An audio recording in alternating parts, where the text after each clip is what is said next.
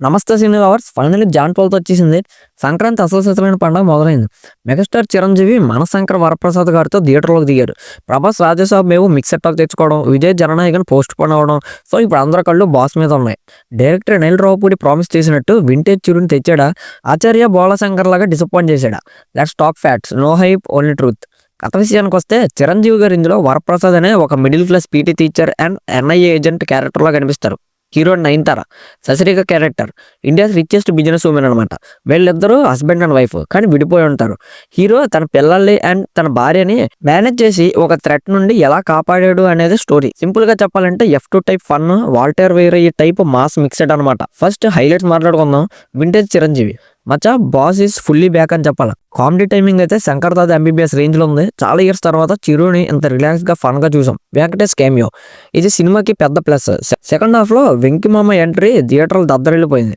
Chiru and Venky combo scenes లో comedy peaks లో ఉంది. Songs and dance, Bheems music surprise చేసింది.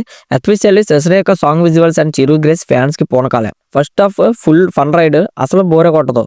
కానీ సినిమా పెర్ఫెక్ట్ అంటే కాదని చెప్పాలి. కొన్ని మిస్యూజెస్ కూడా ఉన్నాయి. రొటీన్ స్టోరీ కొత్తగా ఎక్స్పెక్ట్ చేసి వెళ్ళకండి. ఇది same old Anil Ravipudi formula, logic అస్సలు ఉండదు. సెకండ్ వీక్ విలన్ ట్రాక్ చాలా వీక్ గా ఉంది.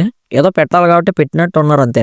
విజువల్ క్వాలిటీ కొన్ని చోట్ల సినిమాటోగ్రఫీ అండ్ విఎఫ్ఎక్స్ మూవీలో కాకుండా టీవీ సీరియల్ లాగా అనిపించింది. ఇది మేజర్ డ్రాబ్యాక్ అని చెప్పాలి. సెకండ్ హాఫ్ ఫ్లాగ్ వెంకిమా ఉన్నంతసేపు బాగుంది కానీ క్లైమాక్స్ ముందు కొంచెం సాగదీసినట్టు అనిపించింది. సో ఫైనల్ గా ఏం చెప్తారంటే, మీరు ఫ్యామిలీ ఆడియన్స్ అయితే అమ్మ నాన్న పిల్లలతో హ్యాపీగా వెళ్ళండి, 100% ఎంజాయ్ చేస్తారు. ఇది పర్ఫెక్ట్ సంక్రాంతి ఫ్యామిలీ ఎంటర్టైనర్. కానీ మీరు హార్డ్ కోర్ క్రిటిక్ అయితే రొటీన్ అని ఫీల్ అవుతారు. నా rating 2.75 out of 5 for general audience and 3.25 out of 5 for families and fans అని చెప్తా. సంక్రాంతి విన్నర్ ఎవరంటే కలెక్షన్ లో చిరంజీవి కింగ్ అయ్యే ఛాన్స్ ఉంది. మరి మీరు మూవీ చూసారా? చూస్తే మీకు ఎలా కనిపించింది అని కింద కామెంట్ చేయండి. తర్వాత రేపు రిలీజ్ అవబోయే రవితేజ మూవీ రివ్యూ కోసం ఇప్పుడు ఛానల్ సబ్స్క్రైబ్ చేసుకోండి.